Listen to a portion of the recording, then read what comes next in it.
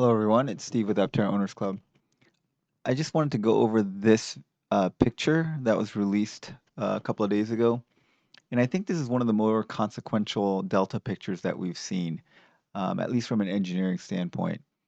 So there's a lot of things to take in on this picture, and so I wanted to go over it from what you see. So obviously, this is the body in carbon that was seen here. So you can see that this thing is mounted on top of some kind of frame. And this was what I was wondering about. I was wondering how exactly they would get the suspension mounted to this. I was wondering if the suspension bolted directly to, some of these carbon fiber parts. And I just assumed that the carbon fiber was strong enough to hold the suspension attachment points and that the battery would bolt straight onto this. But after seeing this picture, it seems like that is not the case. It looks like there's some kind of structure underneath the body in carbon, and my assumption is that this is some kind of metal. Of course, it also could be some kind of composite structure, unclear at this point. But there is some fairly beefy looking structure that underpins this thing. And so I suspect that it's metal, but I guess it could be some kind of composite material. These these things look like ribs to take away weight while retaining rigidity and strength.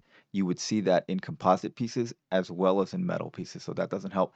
It doesn't have like the pattern that the carbon SMC has or the regular SMC. It has no pattern, so it's a matte finish, so I think it is metal. Here you see the rear suspension. It's a trailing link suspension. It looks like with dual pivot points here. And here is the mounting for the hub motor. Now that's what's interesting is this mounting looks different than this mounting. And this is a little confusing to me because this is obviously the mounting point for the hub motor, but I don't know what all this stuff is in the middle here. The front is different than the rear because the front needs to have a spider for the steering control arms, and obviously there's no steering control arm in the back. But I thought that this spider was integrated into the hub motor, but maybe it's not. Maybe the hub motor is a separate assembly from the spider, and the hub motor attaches onto here. That's what this would seem to indicate. The other thing I noticed is this piece right here.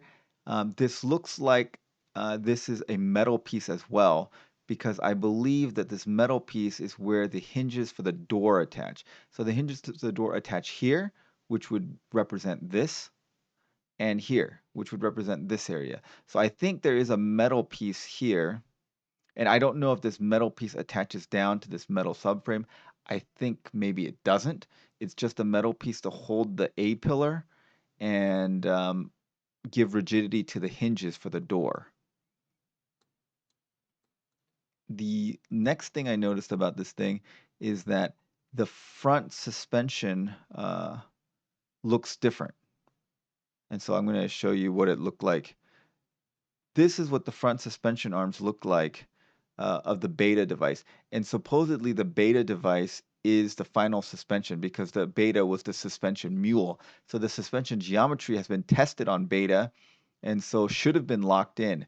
But however, if you look at this, this is a very thin aerodynamic piece, and so is this. And it looks like that the shocks are oriented vertically. And here's this metal piece that the front suspension mounts to. And I was wondering if this metal piece like just bolted straight to the composite body. But looking at this picture, it seems pretty clear that there's this continuous metal piece that goes all the way through here and the suspension arms attached to this metal piece. But now the lower control arm looks thin and aerodynamic, but the upper control arm looks different. It's like taller and does not look aerodynamic. It looks like there's like this scoop here. So I don't know if there's like a separate piece that they're going to attach to this thing to make it more aerodynamic. But I mean, the angle does make it look a little foreshortened, but it is a different shape than this. This is thin. This is thicker.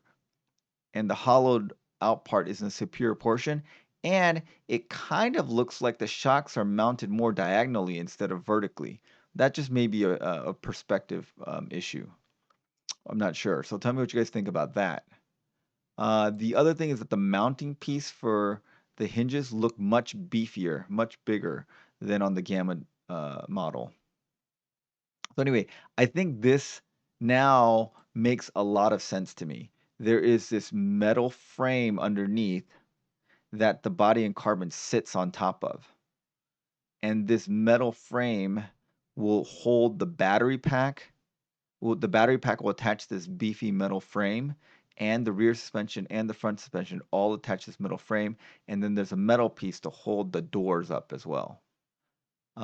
So this looks like a very elegant design to me, where they have this single kind of this looks like a skateboard, and the body mounts on top of it. Very similar to the other EV designs that have a skateboard for the battery pack and the motors, except on this one, of course, the motors are in the hubs. And then the other EVs, they have a metal unibody that attaches up top. This one will have a carbon fiber unibody. That's the frame and the exterior are one piece, unlike regular unibodies where there's a frame and then body panels that mount on top of it. So this is a much more simple design, and I think this will be much more rigid and quiet, and so and of course much more lightweight. So I think I'm very excited about this transition to the body and carbon and built by the CPC group. I think the interdigitations of the different parts, having it mount just one way, and then having this metal reinforcement for the hinges, and then having this metal skateboard structure at the bottom that it rests on.